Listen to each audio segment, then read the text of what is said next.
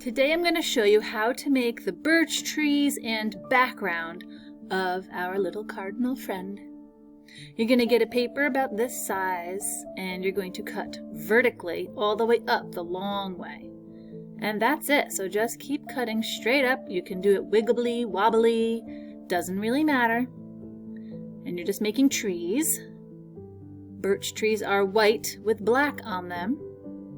Next, you're going to get a black marker and you're going to hold it sideways so that you get the fat line of marker right along the edge of the paper, each side.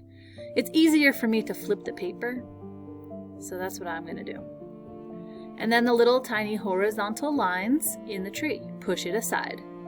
And continue going for the rest of your trees. If you wind up like messing up and leaving a big space like that, just go ahead and fill it in. We want the black to be on the edge and the little lines. Don't worry about the table, we can wash it off.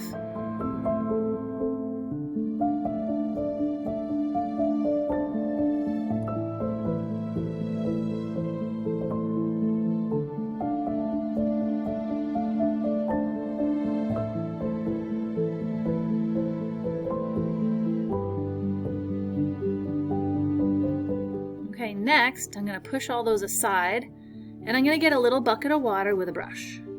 You want the water on the brush and you're just going to trace your black line and you can see the marker bleed. I'm going to try to flip it. It's kind of stuck to the table, so. And don't forget the little black lines as well. And then try to pick it up and put it aside. You can put it directly on that yellow tray on the floor if you would like, just to help get it out of the way. Continue doing this on all your trees.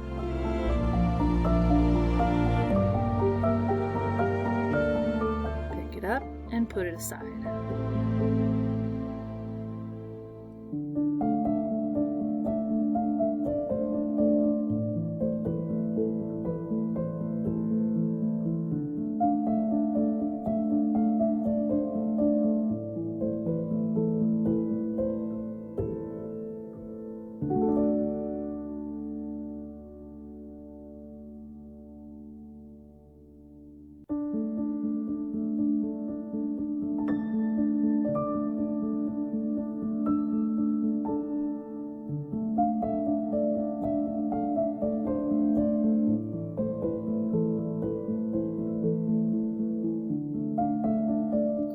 The bucket of water can go away in the sink and keep your brush. You're gonna need it for the next part.